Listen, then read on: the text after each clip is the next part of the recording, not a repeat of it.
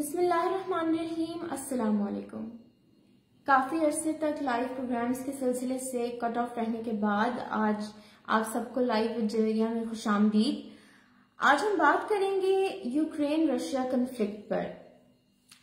आज इस टॉपिक को डिस्कस करने के लिए हमने ज्वाइन करना था सर तारिक नियाजी साहब को, जो कि additional secretary local government Punjab हैं, मगर अपनी कुछ ऑफिशियल कमिटमेंट्स की वजह से आज वो हमें टाइम नहीं दे सके। मगर इंशाल्लाह हम इस प्रोग्राम को रीशेड्यूल करेंगे और इस टॉपिक को उनके साथ जल्द डिस्कस करेंगे। तब तक के लिए मैं आपके साथ चंद मालूमात शेयर करती हूँ जो कि मेरे नॉलेज में है यूक्रेन रशिया कॉन्फ्लिक्ट के हवाले से, और जिस पर मैंने कुछ थोड़ा बहुत लिखा भी है। जंग का मतलब दो या दो से ज्यादा ममालिक के माबैन फौजी लड़ाई है, जिसका मकसद दूसरे पर अपनी बर्तरी साबित करके अपनी पसंद और नापसंद के फैसले मुसल्लत करना होता है। साम्राज्य का ये खेल अज़ल से जारी है और अबद तक जारी रहेगा। सरमायादारी निज़ाम में जब निज़ाम मईशत में अशिया की पैदावार मुल्क की जरूरियात से बढ़ जाती है, तो ताकतवर रियासतें दूर दराज इलाकों पर अपना सियासी इक़्तिदार कायम करती हैं ताकि उन्हें उन इलाकों की महफूज मंडियां मिल जाएं।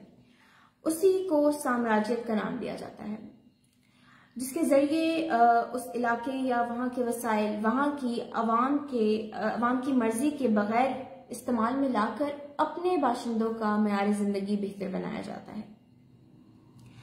जिस तरह एक माशरे में इखलाकी कवायद व ज़वाबित मुकर्रर हैं, उसी तरह अक़वाम आलम की बरादरी में भी इखलाकी कवायद व ज़वाबित तयशुदा हैं। उन कवायद व ज़वाबित के मजमूए को बैनुल अक़वामी कानून का नाम दिया जाता है। ना कोई दायमी दुश्मन होता है, ना कोई दायमी दोस्त। हर रियासत अपने कौमी मफादात को तरजीह देती है।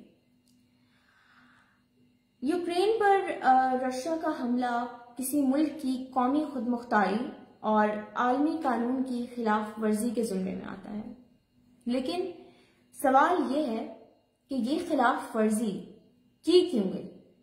इसके लिए हमें यूक्रेन की जियोग्राफी, नेटो और सोवियत यूनियन जैसी तंजीमों के मकासद को समझना पड़ेगा।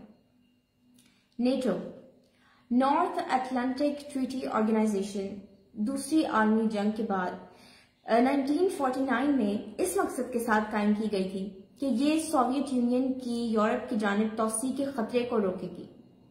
इसके अलावा अमेरिका ने इसे यूरोप में कौम परस्ताना रुझानात की बहाली को रोकने और उस बर्रे आज़म में सियासी इंजमाम को फरोग देने के एक आले के तौर पर देखा था।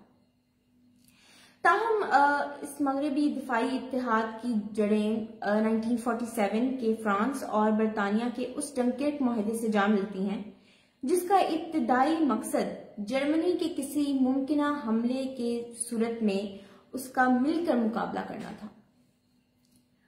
इस सियासी और फौजी इत्तेहाद के असल 12 बानी अरकान America, Britain, Belgium, Canada, Denmark, France, Iceland, Italy, Luxembourg, Netherlands, Norway and Portugal हैं। नेटो के मुकाबले में सोवियत यूनियन ने 1955 में 7 दीगर मशरकी यूरोपीय कम्युनिस्ट रियासतों के साथ अपना फौजी इत्तेहाद बनाया, जिसे वार्सा मुआहदा कहा जाता है। लेकिन दीवारें बर्लिन के गिरने और 1991 में सोवियत यूनियन के इन्हदाम ने यूरोप में सर्द जंग के बाद एक नए सिक्योरिटी ऑर्डर की राह हमवार कर दी। इस तरह सोवियत बेड़ियों से आजाद होने वाले और वार्सा मुआहदे की कई साबिका ममालिक मगरबी दिफाई इत्तेहाद के रुकन बन गए। यूक्रेन 1920 से 1991 तक सोवियत यूनियन का हिस्सा रहा। यूक्रेन मशरकी यूरोप में एक मुल्क है। ये रशिया के बाद रकबा के लिहाज से यूरोप का दूसरा सबसे बड़ा मुल्क है और वो मुल्क जिसकी सरहदें मशरिक और शुमाल मशरिक से मिलती हैं। 90 की दहाई में जब सोवियत यूनियन का अरूज डगमगाने लगा तो यूक्रेन उन पहले ममालिक में से था जिसने 16 जुलाई 1990 को यूनियन से अलहदगी का ऐलान किया और तकरीबन एक साल बाद 24 अगस्त 1991 को यूक्रेन ने खुद मुख्तारी और मुकम्मल आज़ादी का ऐलान भी कर दिया।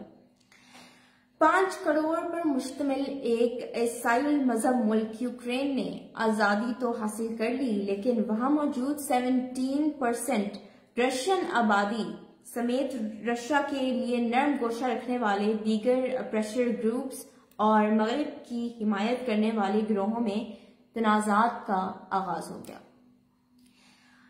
इसी अरसे में रशिया और अमेरिका के दरमियान सर्द जंग भी जारी हो गई। रशिया को यूरोप में काबू करने के लिए अमेरिका ने नेटो के साथ मिलकर लिथुआनिया, पोलैंड और रोमानिया में फौज रख ली और हथियार नस्ब कर दिए। उनमें से 3 ममालिक की सरहदें यूक्रेन से मिलती हैं। अब हम बढ़ते हैं उन क्वेश्चंस की तरफ जो सर तारिक नियाजी से करने थे, जिन पर उनकी रहनुमाई चाहिए थी। तो इसमें से सबसे पहला क्वेश्चन मेरा ये था कि यूक्रेन की जियोग्राफिकल इम्पोर्टेंस क्या है। सेकेंडली, रशिया को यूक्रेन पर अटैक क्यों करना पड़ा? क्योंकि आमतौर पर हम देखते हैं कि कोई भी कंट्री जब किसी और कंट्री पर अटैक करती है तो वो कंट्री जो कंट्री अटैक कर रही है उससे वीक ही होती है, पुअर होती है। लेकिन जहां तक देखने में आता है यूक्रेन कोई इतना गरीब मुल्क तो नहीं है कि रशिया उस पर इतनी आसानी से अटैक कर दे। तो रशिया को ऐसी कौन सी मजबूरी पेश आई कि उसको यूक्रेन पर अटैक करना पड़ा, या इसके पीछे कुछ और फैक्टर्स हैं, या फिर इसके पीछे कोई वर्ल्ड गेम है जिसका हमें इल्म नहीं है, तो ये जानना था। सेकेंडली, यूक्रेन रशिया वार का इतना शोर क्यों है?